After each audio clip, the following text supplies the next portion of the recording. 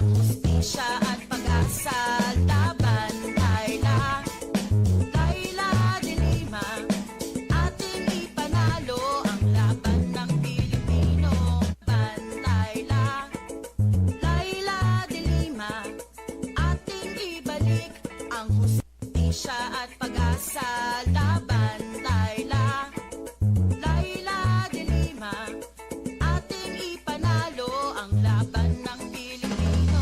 Ang tunay na pagbabago, walang patayan at panggagancho, maayos na sitwasyon, maunlad na nasyon, inuuna ang bansa, hindi China o ganansya, nakapwesto sa gobyerno, dapat hindi dorobo. Laban Laila, Laila de Lima, ating ibalik ang hustisya at pag-asa laban Laila, Laila de Lima, ating ipanalo ang laban ng Pilipino. Kung nais natin ang liwanag ng bukas, tayo na't lumaban, ibalik ang hustisya. Kung nais natin sumulong ang bansa. Okay, kung nais natin sumulong ang bansa, si Laila de Lima ang satuyang kaibanan. Ibalik ang hustisya, ibalik ang karapatang pangtao. Pakinggan natin ng husto yan. Yaon na naman po kita, sa oras na naman dito sa programang Bareta Aksyon Impormasyon. Kaya pag alas 5, araw-araw daw po kita. Oy, araw-araw, everyday po from 5 to 6 in the evening po yan. So, permi po ako nindong ibanan. Si mga gustong magkomentaryo, andyan po ang ating text line, 0948-241-7675. Ulitin ko po, 0948-241-7675. Laila, Paglaban niya to si Senator Laila de Lima. ating ibalik ang hustisya at pag-asa laban Laila, Laila de Lima. Talagang lalaban po si Senator Laila de Lima. Just imagine si Senator Laila po ikinulong. Pero kahit na po nakakulong siya, andyan pa rin ang pagtulong niya sa mga nangangaipukan sa iyang pagtulong. Sa laban, Ginigipuit pero hindi nila mapapatahimik. Yun po si Senator Laila de Lima. talo ang laban ng Pilipino. Ang tunay na pagbabago, walang patayan at panggagancho. Ang programa pong ito ay hatod sa Indo po ni Senator Laila de Lima, kanla sa Resto Bar and Refilling, kanla Saranghe Motor Parts and Services, owned and managed by Marvin and Tess Gunawon, Sa gobyerno, dapat and Mama Betty's Farm. Meron po silang litson manok, ayaan nyo, at baka sa linggo, mag-free taste din ako ng litson manok ng Mama Betty's Farm. So mga kaipuan po nindo, kung gusto ninyo ng kakatayo na manok o baboy, just go to Mama Betty's Farm. And kung gusto ninyo magpagayon-gayon, ayan, lahat pong programs ko, may sponsor po ang Cyril Beauty Salon. Magyan po lang kayo sa Cyril and Tuding Castro Verde Aquiler. tayo natin. And of course, hello and good morning and good afternoon.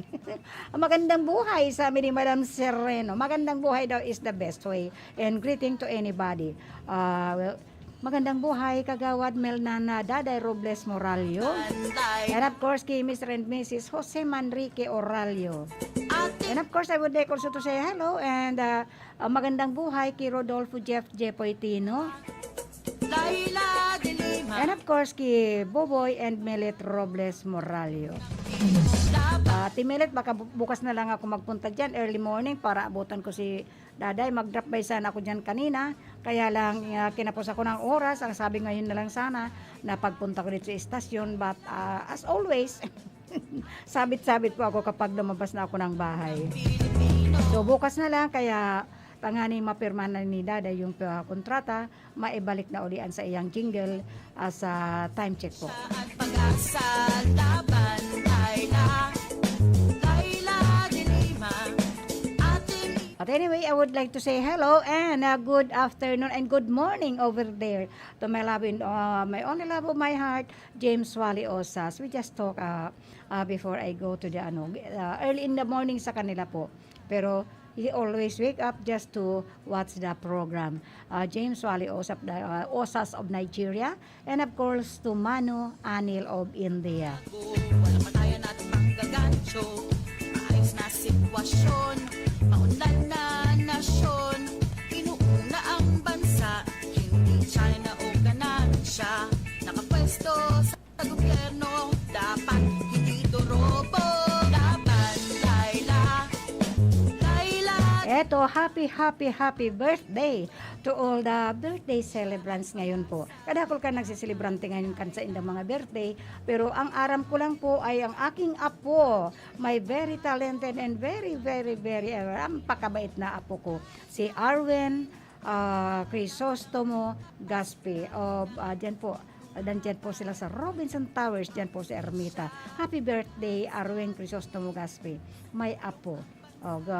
Enjoy your birthday, but dyan sa Manila, ingat-ingat pa rin po kayo, lalo mayroon na naman tayong panibagong variant. Ano ba ito? Dahil na natapos ining COVID na ini. Dahil sabi ko nga ni, ang ikatatapos ka ining pandemic na ini, nasa satuya po yan. Magdangog po kita, just maintain the health protocol. Kasi without kung hindi po ninyo susundin itong ating health protocol, napakahirap po niyan. Talaga pong hindi kita makakaano dito sa magki-Christmas pati. Iwasan na po natin ang always follow the health protocol.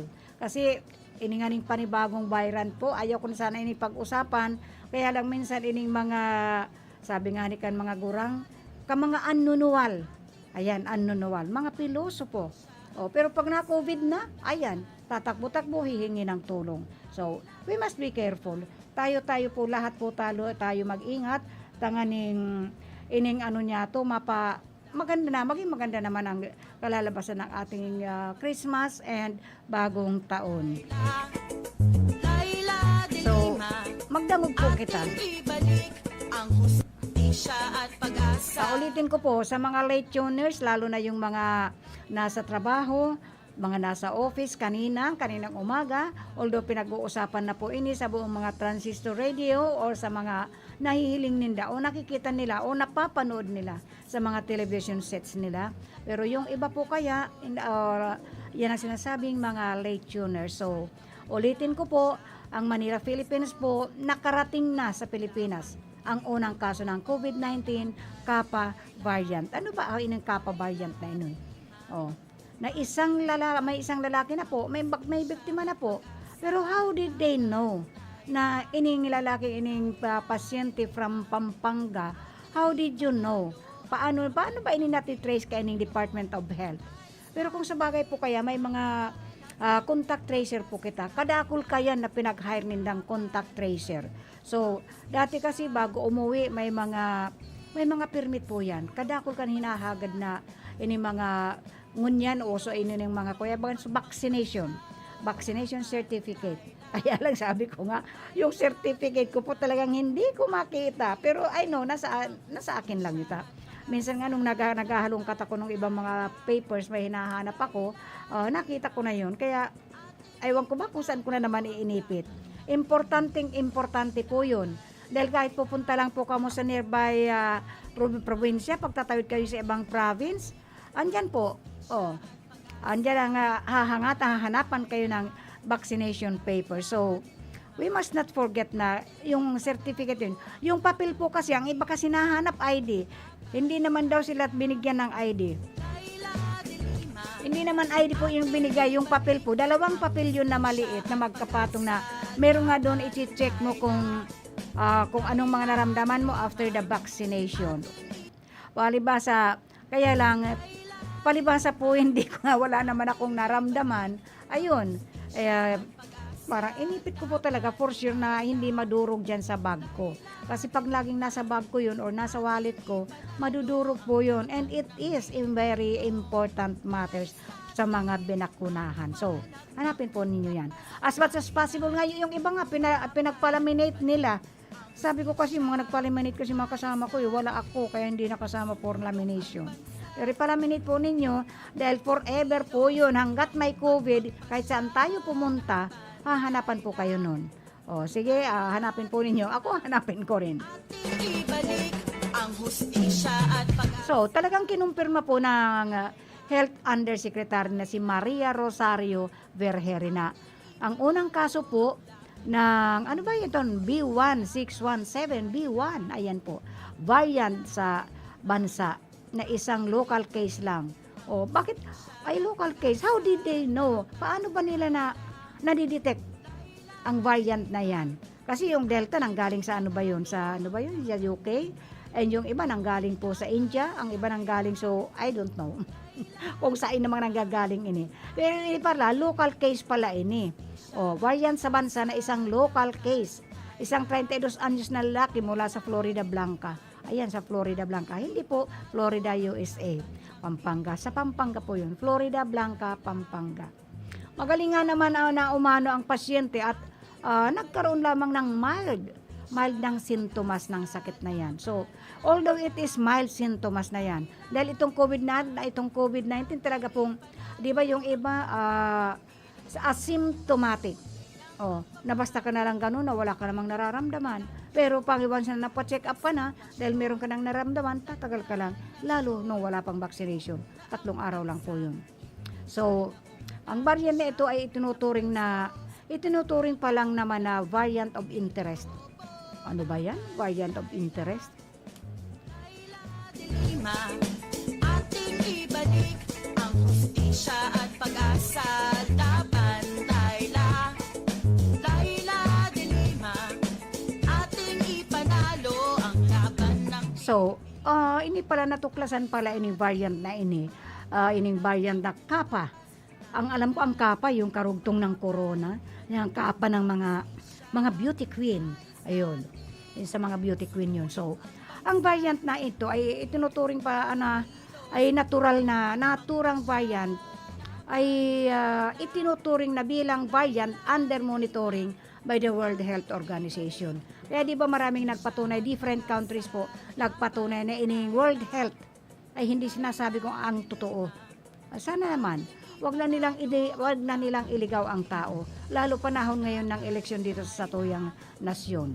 But tiniyak po sinigurado po naman ni Verheri na masusi nilang nag-iimbestiga po sila sa naturang kaso upang makakuha na panang dagdag na impormasyon kung ano talaga, kung paano nakarating ito sa Pilipinas. Itong variant ng Kappa, itong Kappa variant na ini na nagmula sa lineage. Nagmula pa at least lineage. Nakahalin tulad ng sa Delta variant at unang natukoy sa India noong October 2020. Bakit laging India? Kawawa naman tong India. Samantalang matitibay sila. Other African countries po, ang ibang African countries po ay hindi tinatamaan itong COVID na ini. Ang kaibigan ko nga sa Pakistan sabi wala daw silang COVID. Ang kaibigan ko sa Nigeria wala daw silang COVID kasi sa Nigeria nung nagkaroon na isa pa lang yung infected ay aywan ko ba kung anong ginawa ng India at nag-shower daw, nag-spray daw sa taas, spray under the air. Yun ang nila na I just don't know kung ano talaga yung ginawa.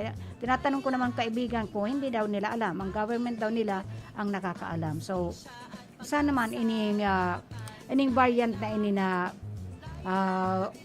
bagong tuklas na naman ay hindi na lumaganap dito sa atin. Sana maglaho na lang na parang bulata. Anyway, ilang porsyento na ba ang nabaksina nitong buong Pilipinas? Pero dito nga sa atin sa Eriga, almost almost malapit na matapos. Kaya yung mga hindi pa nababakunahan, magpunta na po kayo. Ito nga mga apo ko nga, pupunta na daw bukas. Kasi tinatanong ko nga sila, ayaw pa bakunahan nung nanay.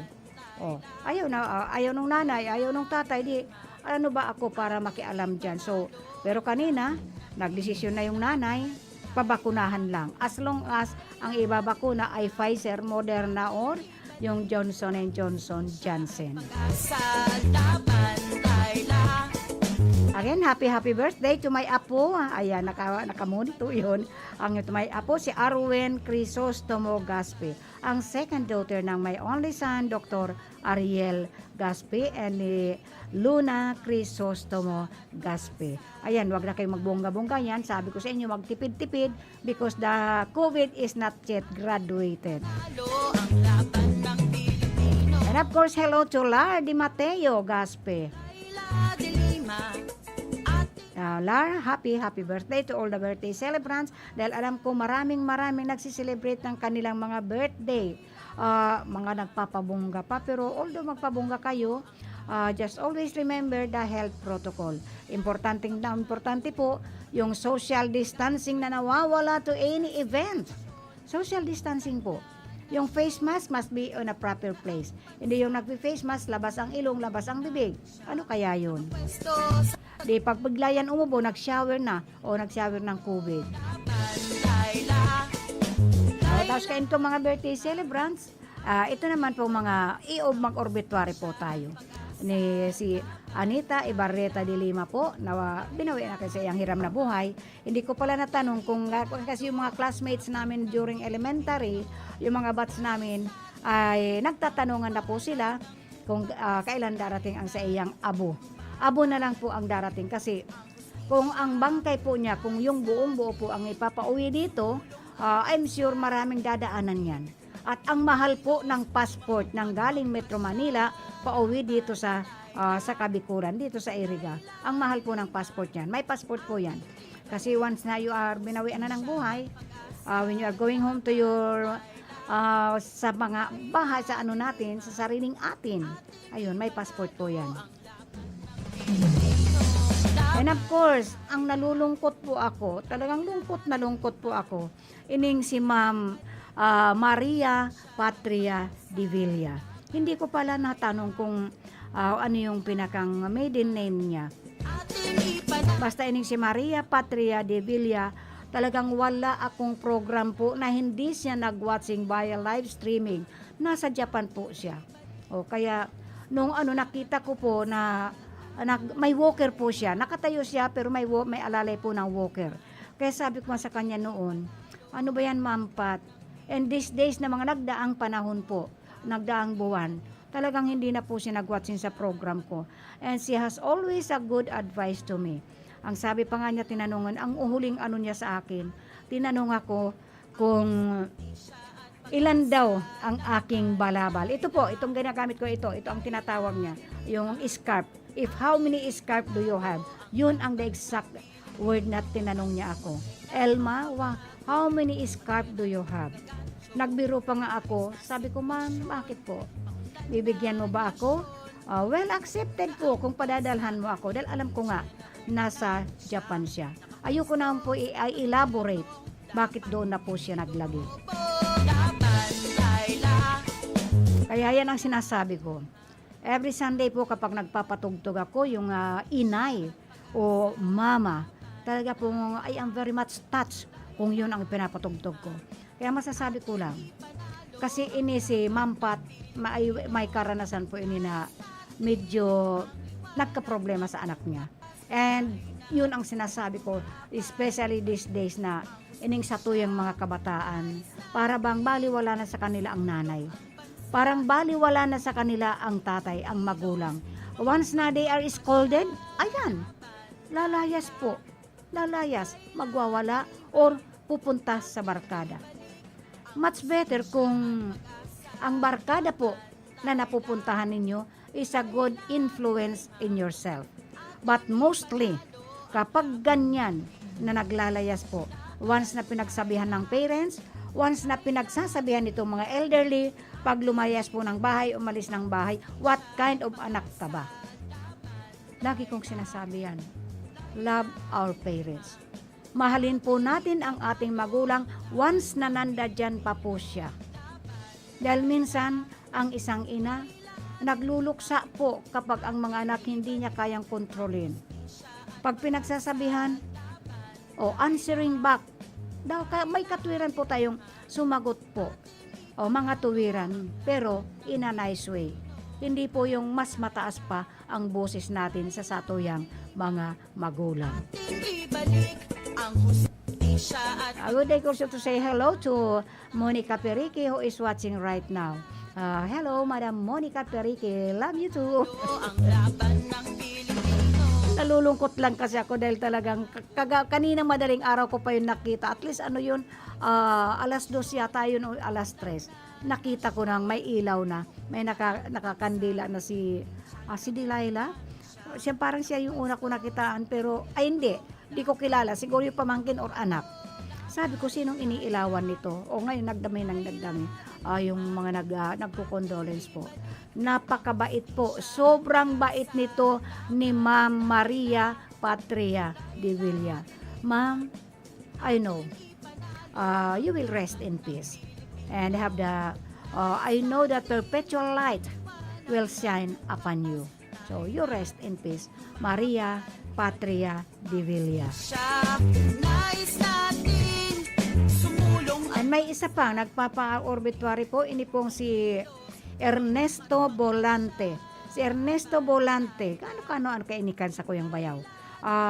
Si Ernesto Bolante po ay binawian na rin kan sa iyang hiram na buhay at nakapatente po ang sa iyang bangkay dyan po sa Tubigan, Santa Maria. Diyan po siya nakapatente. I just don't know kung ano zona, but nakapatente po siya dyan sa Tubigan, Santa Maria. Ang nagpa-obituary po nito, no other than ang samuyang dating BHW health workers ng Barangay San Agustin, si Charlene Ripatacudo Bolante Villamer. Tama ba ako siya?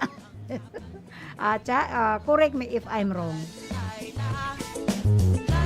Ang sabi naman ni Marilyn Alvar Orbon, isa rin itong halos complete attendance to my any program, all my programs. Si Marilyn Alvar Orbon, taga-Irigaman po siya, pero nasa Montalban na siya. And Marilyn, I have pala, yung nag-ano sa akin, friend request po sa Kuya yesterday. Andyan po rin, ano ba yun, Domingo Gaspe, kamag-anak po ng aking namayapang asawa. Andyan din siya sa Montalban. Tatanungin ko nga kung saan siya dyan. Para kayong mga from Iriga ay nagkikita-kita, magkaroon din kayo ng organization dyan. Ang sabi ni Marilyn, hello mate, nakakalungkot naman ang topic mong relationship ng parents with children. Yes po, nakakalungkot talaga yan. Every time natutugtog po yung music na mama or ina or inay, sabi ko nga dito sa ating mga technical, wag pong aalisin yon. Although, pag pinatugtog po yan, regarding the relation of mother and daughter o mother and son, nakakalungkot po. Dahil itong mga kabataan ngayon, para bang wala nang halaga sa kanila kung saan sila nanggaling. Sila na ang gustong masunod. It is not the right way na iitsapwera natin ang ating mga magulang. Dahil ako nga sa eskwelahan, inaano ko ng husto yan. Ipinapaintindi ko sa kanila ng gusto yan what happened kung sila matitigas ang ulo nila, anything na masabit po sila to any problem, kasi magproblema man yan po sa wala sa hindi, kabutihan sa kasamaan, it is always the parents, at ang batikos niyan ay nasa magulang. Sasabihin, ano bang ginawa ng magulang yan? Bakit pinabayaan ang anak niya na magkaganon, ganito, ganyan? It is always the parents. Pero mag-ano po muna tayo, commercial muna tayo, hanap buhay tayo, tanganing masusten ang satuyang programa. Okay, Sir James? This time check is brought to you by Senator Leila de Lima. Ang oras na ini, dara po sa Indukan Losenya Electrical Supply para po sa madikalidad na electrical product. Day po kalingawan, Losenya Electrical Supply. Losenya Electrical Supply, madaling makukuha, aranisa na sa Barangay Holcan, San Francisco, Iriga City. Owned and managed by Engineer Meneleo Losenya. Ang oras na ini hatod sa Indukan Kape ni Manoy. Ang kape kan mga Bicolano, pampakondisyon, pampakusog, pampahuben. Kape ni Manoy. Ang oras na yan, atod sa Indo ni Mr. Julio Victor Marlo Sigera, President, Sigera Technological Colleges, Irigan City. Para sa edukasyon di kalidad, Sigera Technological Colleges. Ang oras na ini hatod sa Indo ni Honorable John J. Fortuna, Municipal Councilor, Nabua, Camarines Sur. Let's be the solution plus sa COVID-19. Be bawal walang mask at face shield. I, isanitize ang kamay at iwasan ang kulob na lugar. D, dumistansya ng 1 metro at limitahan ang pisikal na interaksyon sa iba. A, alamin ang tamang impormasyon. Plus, suportahan ng FDA-approved na bakuna. BIDA Plus, Bida Solusyon Plus sa COVID-19. Ako po, si April Ardales, kang Arimbay, Legazpi City. Nagpapasalamat ako sa Ako Bicol Party List, huli natabangan akong makatraining sa saindang programa sa TESDA NC2, Heavy Equipment Operation. Salamat po kong Saldico and kong Pido Garbin. Dios mabalos, Ako Bicol Party List. Ako Bicol Party List. Katabang na, kasurug pa. Isa po sa mga natulungan ng Kidney Care. Ma'am, pangalan po natin at taga saan po tayo? Ako si Winnie Di Mayuga. Ako ay 58 years old. Ako talaga ay napakahilig sa maalat. Lahat ng kinakain ko, gusto ko talaga maalat. Ako'y nakaramdam ng kakaibang pakiramdam, kaya ako nagpa-check up sa doktor. Ay nagpa-request sa laboratory ng creatinine ko, pa-check upan ko daw. Ay naku po, pagkataas. Above normal Ngayon, ako muna yung nag-pray kay Lord. Ay itong si Lord, napakabuti. Nagpadala siya ng tao sa akin na nag-aalok nitong Kidney Care. Ay agad-agad ay aking sinubukan ito. Ngayon, nung maka 1 buwan, ay napakagaling ng Kidney Care na ay normal na ang aking creatinine Salamat din sa Kidney Care. Ang Kidney Care ay mabibili sa Mercury Drug Store at mga suking butika.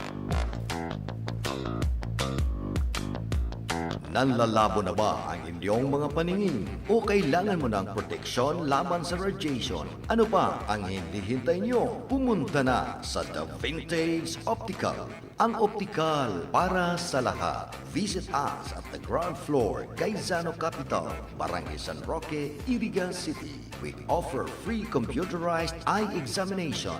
Free frame. Lente lang ang babayaran. Starts at 999 complete eyeglasses with anti-radiation lens. The Vintage Optical. The widest selection of optical signature frames and sunglasses. The Vintage Optical. Ang optical para sa lahat.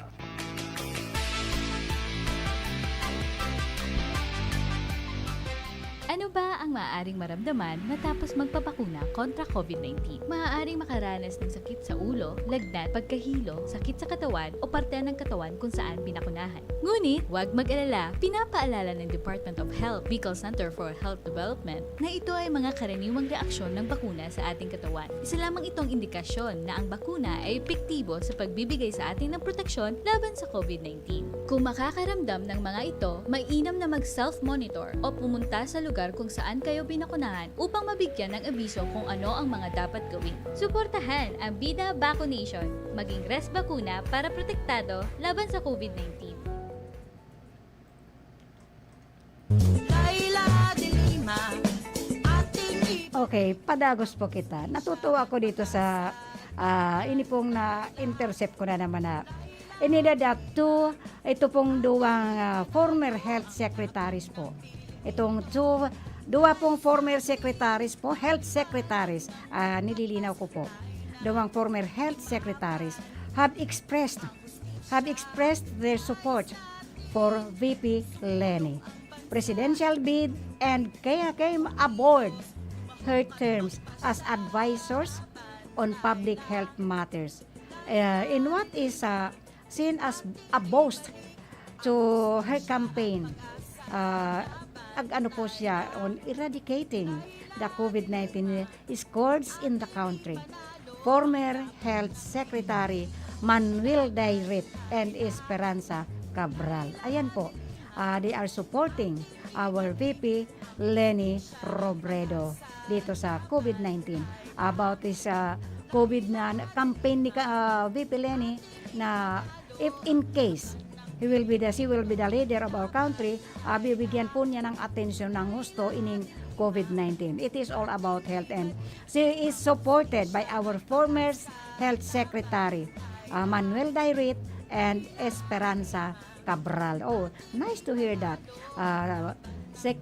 Former Secretary Dairit and Esperanza Cabral. Laila de Lima, ating ibalik ang hustisya at pag-asa laban. Laila de Lima, ating ipanag. Okay. In Manila, Philippines, local executive orders making the use of face shields. So, magdangog po kita. Using of the face shields are not nulled. Hindi po. And void daw. As Malacanang announced. But, meron but, pero, but maybe enforced. Si Interior Secretary Eduardo Anyo po. Ini-enforce po ni Interior Secretary Eduardo Anyo na Presidential Spokesperson Harry Roque announced that executives or orders issued by Manila and Davao City on the use of face shields violated national policy. Tama nga naman ito. Wag niyang, although it is an executive orders, dapat po kada sinasabi nga nila na ang Manila ay medyo talagang nagdi-decrease na po. Dahan-dahan pong bumabagsak na po yung mga infected sa Metro Manila. And how about those province? How about those provinces na halos wala ng COVID? May probinsya tayong not infected by this COVID. And yung mga barangays po, yung mga municipalities, yung mga cities, yung mga other provinces po na hindi na affected po. Masyado ng, kumbaga, sinukuan na sila ng COVID-19. They are not, they are, ano bang tawag nito? They are excused na sila of using this face shield. And yung face shield po, pero ang face mask, ini nga pong face mask, if they are not infected, ang barangay po nila or ang kanyang probinsya or syudad, if not infected with this coronavirus, what is the use of using this face mask? Using this face mask and this face shield must be enforced to the place, sa mga lugar po na talagang infected pa po. Para bang ano pa sila dyan sa katulad po ng drugs. Dapat yung mga hindi na ano na yun, may mga I just don't know, ayaw ko pag-usapan. Pero yung mga hindi na, di ba? Di ba, Malin? If not the place is not no more infected, and that is not infected rather, wag na mag-ano nitong face mask na to, in face shield. Dahil gumamit ka lang ng face mask Ang pinakamura niyan, 5 piso po isa. Ay disposable po yan. Pero may nag-advise na nganin, pwede po naman daw labahan if in case na pero if ako ang tatanungin po, ihangir muna po ninyo yan, ibilad ninyo, isprehan po ng alcohol, and then palipasin po ng at least 24 hours para mamatay muna yung COVID doon, if in case nga nakasagap ng virus. And then saka nyo labahan. After washing it, i-ano naman ulit, ibilad ulit. Ibilad ng tudo bilad, and then isprehan po ng alcohol. Dahil mahirap naman po kung bawat labas nila, magagamit sila ng face mask, and then pagdadating po, itatapon na. Hindi po makakasustain po. Hindi po kayang sustentuhan ng bawat isa ang sarili nila with this medicated face mask po, medical face mask. Kaya po ang iba nagtatyaga po doon sa washable. Pero yung washable, you are not po safe doon. Pero it's better to have it than wala.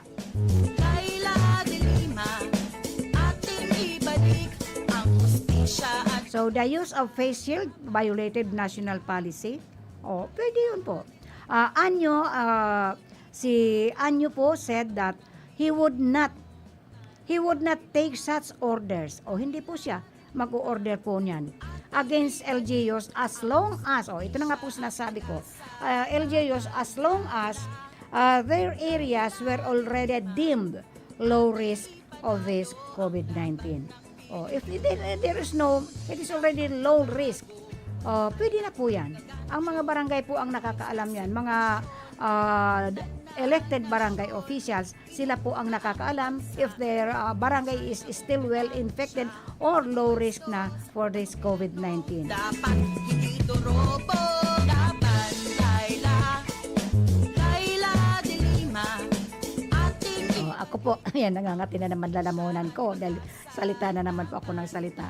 Yan po ang problema sa akin po. Kapag salita ko ng salita, dire-diretso ang lalamunan ko po ang infected. Por sinasigurado ko, it is not COVID. Masyado lang pong overwork ang aking throat o overwork po. Sobra ka. Gastado po ng gusto. So talagang nahihirapan ako pagdating sa mga ganyan na salita ako ng salita. Kaya ayan Malin, I decided na by January, mag-relax po ako. Ilang week ngayon. So, Manila is now under alert level 2. So, they are already at low risk. Manila ay under alert level 2 na. So, they are already at low risk for para bang kaya nga ibinalik na yung mga business establishment po, ibinalik na yung riding public po, ayan po, unti-unti na sana, unti-unting getting into normal na po tayo. So for those LGUs at low risk, and you will not hold it against them. Pwede nang wala ng face shield. Pero digdi nga sa Iriga ang alam ko na required pa talaga ang face shield ay all the banks. Mga bangko po, yung mga bangko and yun ang bangko ang alam ko. Wala naman ako alam na dito sa Iriga na required na mag-use ng face shield. Pero sa Nabwa, I just don't know kung lifted na po ang paggamit nila ng face shield na bawat establishmento po dyan, mga business establishment po, ay they are required to use face shield. Kasi nung nagpunta nga ako doon, kakain lang kami, talaga pong buti meron akong dalang face shield. Kasi dumami po kasi yung infected dyan sa Nabwa. Pero dito nga sa Rinconada po, as if parang controllable po. Control po ang COVID-19 natin, pero mag-ingat pa rin po kita. Dahil once na hindi tayo nag-ingat, not using anymore the face mask, meron pa rin. We are not sure kung ang kasalubong natin o ang katabi natin or what, dahil infected po, tapos nagkasalubong kayo, humatsing, or kaya umubo, tumalsik po yung virus noon. I just don't know. Pero kadakol po nang nag-survive sa atin na yung nakaramdam po, marami pong nakaramdam ng symptoms netong COVID-19 pero they did not report. Nagsarili po silang naggamot ng sarili nila. Yun nga sinasabi ko massive stem lang po ang kaipuhan doon. Massive stem na mayroon asin, mayroon menthol. It is kahit snowbeer lang po, the Vicks or the, ano ba yung ang tawag doon sa iba, sa isa? Yung Tiger Balm, ayun po. Ang Tiger Balm po, yan po ang ginamit ng aking anak. Natinamaan po talaga yung naramdaman po. Siya na po nagsabi na talaga yung tumama sa kanya is COVID. Pero tinuruan ko po kung paano. Nagsikreto po siya, sinekreto niya. Nobody knows na yun ang ginawa niya. Pero sinigurado naman po na yung makasamahan niya ay hindi po mahulakitan o hindi po ma-infect ng kanyang naramdaman. So sana tayo din dito sa probinsya or dito sa mga munisipalidad or dito sa mga syudad, sa mga barangay natin or LGU dito sa Kamsur. Sana po, let us help. Tumulong po tayo na mapatid na po pag-infect nitong COVID-19. Taganing masaya tayo when Christmas times come. Wala pa tayo natin manggagancho. Ayos na sitwasyon, maunlad na nasyon. Inuuna ang bansa, hindi China o ganansya. Nakapwesto sa gobyerno. May katanungan po ako, pero not only me. Katanungan po ini doon sa mga mali nagtatanong po.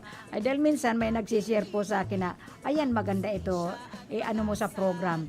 Ngayon sabi ko, okay, titingnan ko. Ngayon, ang sabi nila, Panalo ang laban ng Pilipino. sagutin ko nga muna to. Nais natin ang liwanag ng bukas. Tayo na't lumaban, ibalik ang hustisya. Nais natin sumulong ang bansa.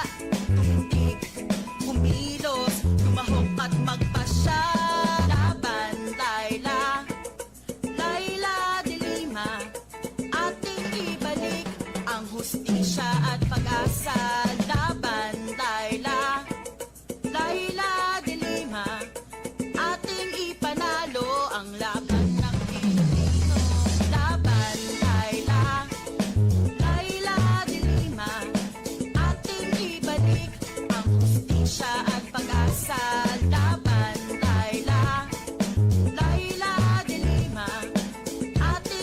Okay, ang sabi digdi, siya ba ang inyong hero? Siguro naman, alam niyo kung sino tinutukoy ko. I don't want to mention a name. Siya ba ang inyong hero? Siya ba ang inyong hinahangaan? Kaya nga, andyan kayo. Hindi kayo nagkamali. Hindi kayo nagkamali sa paghanga sa Kanya. Hindi kayo nagkamali sa pagpili sa Kanya. Bakit ko sinabi yun? Yan ang tanong. Bakit? Because He is very invisible man. Invisible po siya. Siya po ay may tagolipod. Ay, ano ano ba yun? Siya ay hindi siya na, invisible nga, hindi siya nakikita. Dumarating siya, ano ba yun? Ang example na, dumarating daw siya, pagpatay na ang sasagipin. Pero during the time na maraming dapat sagipin, during the time na dapat nakipagtulungan pa sa nangyayari, at sa mga pangyayari, ay dapat nandoon siya. Kaso hindi Dumarating siya, pagpatay na ang sasagipin. What does it mean? Siya ang bayani ng mga patay o sa mga walang malay. Ang sakit naman ito, sakit nyo naman magsalita. Sabi ko walang ganyan. Kaya lang, ito po ay pinagsishare lang naman. So, I have to i-share ko rin sa inyo. Siya ay invisible man. Dumarating siya, pagpatay na ang sasagipin. But kung buhay pa, hindi siya dumarating. Siya ang bayani ng mga patay o sa mga walang malay. Yan, ano ba naman yan? Kayo naman?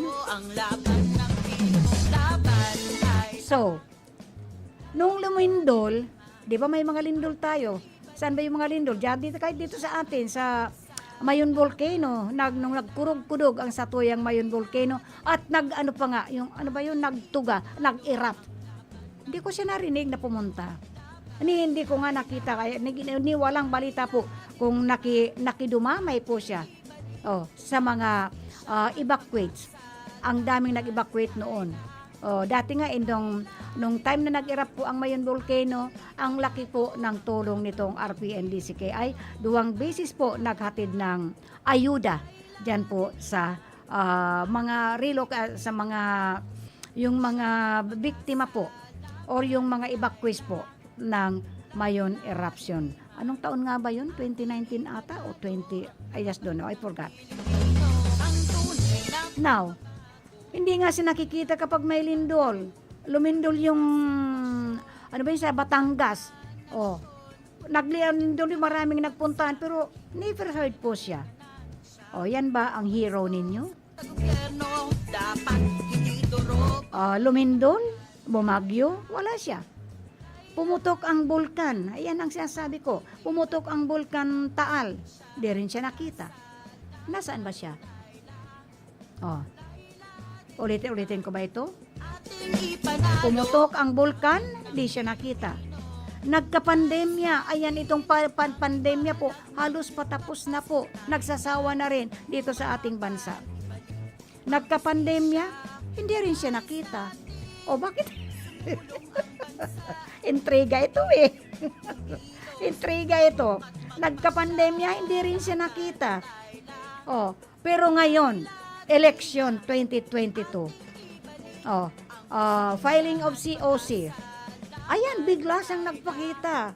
At ngayon, ang ingay niya, nag-iingay, lalo yung mga taga-suporta niya. Ang tanong ko ngayon, siya ba ang inyong hero? Hindi kayo nagkamali. Ulitin ko. Sa pagpili sa kanya, bakit? Siya ay invisible man. Ngayon, time for election, ang Tindi Mutyong, ayan, ang Tindi Mutyong, sino ba siya?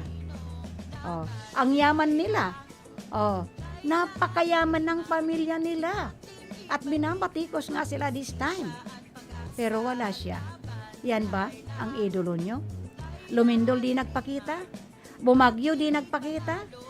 Pumutok ang bulkan di nagpakita? Nagkapandemya hindi rin nagpakita, lalong hindi nagpakita.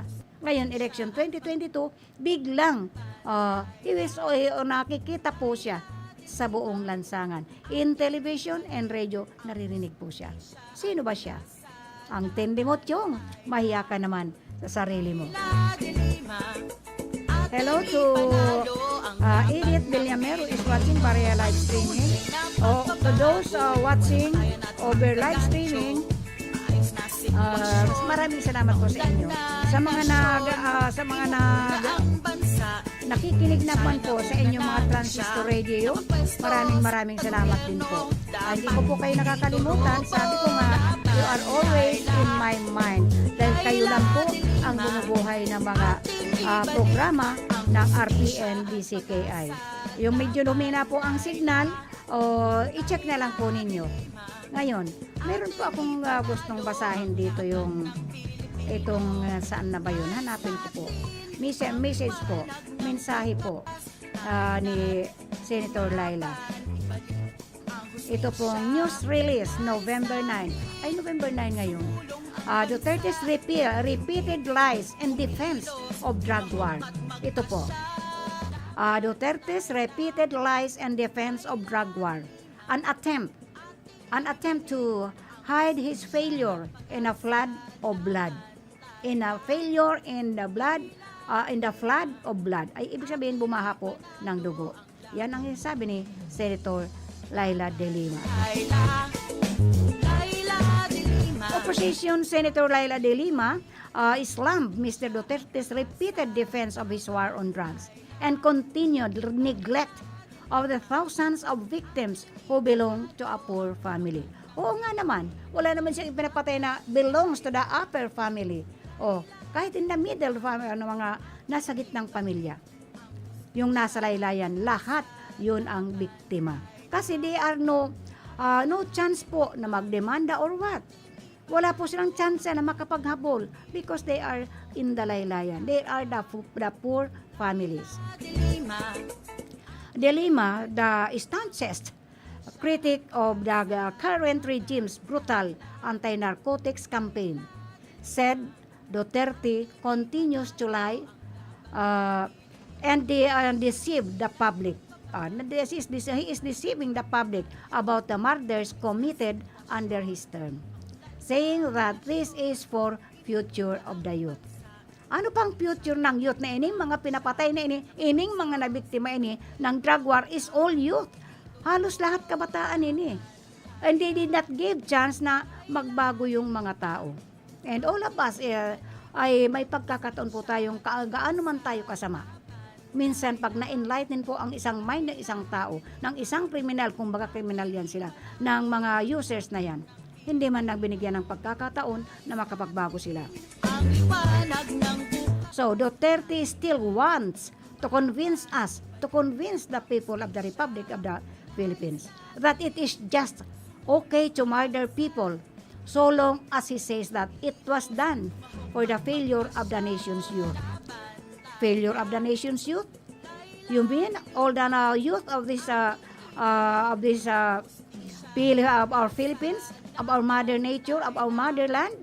Failure lahat ng future nations of youth?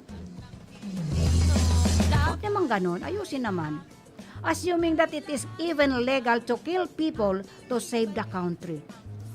Kung gusto mo palang, how if lahat na po ng konsanat na po ng tao dito sa Pilipinas are all using these illegal drugs just to save the country, you will kill all the people? Ano ba naman yan? Attorney ka po. You must learn. At sabi mo, piskal ka, attorney ka, magaling ka, nanggaling ka dyan. So you know what is the right and what is the wrong. So, to save the country, yan ang gagarason niya. Up to now, the mass executioner of Davao still has not come out with any proof that the more than 20,000 dead in his drug war has actually saved the country from scourge of drugs. Ayan po, yan ang sabi ni Senator De Lima. Wala namang yang nangyari dito na lang sa atin. Wala namang nabago. Paano babaguhin yun? Okay po, yung mga biktima niya, di ba inuutosan pa naman yung mga polis niya? Sasabihin niya, patayin niyo siya. Ngayon, number 1 denial po siya na hindi siya nag-uutos na patayin yung mga namatay. So, what? So what in the 5 years of this murderous drug war? Ano ngayon, sa 5 taon na murderous drug war niya, did he actually accomplish? Para sa akin po, there is no accomplishment regarding this drug war. That there are now 20,000 dead Filipinos of this drug war. How can that be a success? Ang alam ba niya? Ayan yung mga namatay na yun will be the success of his administration.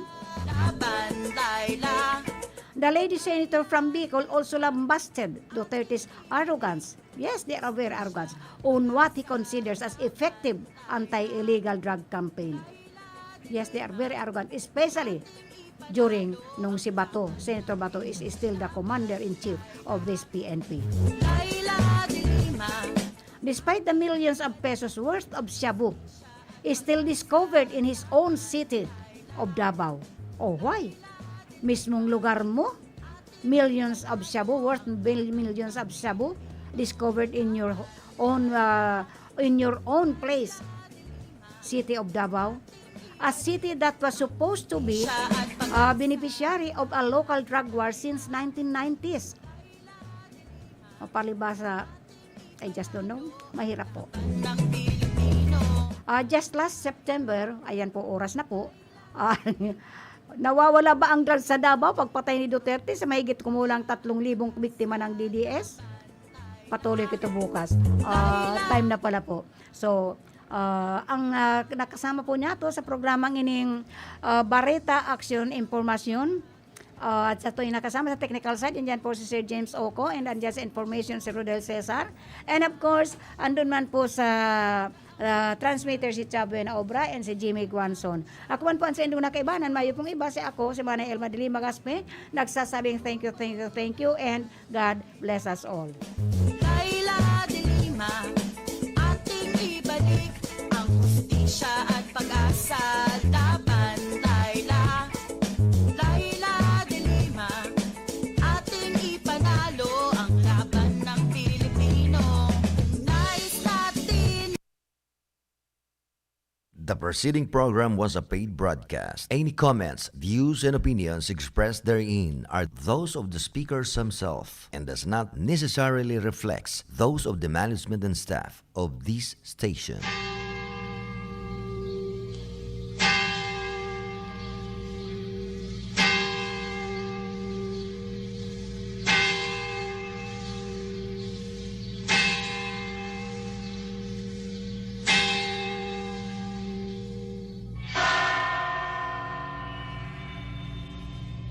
The angel of the Lord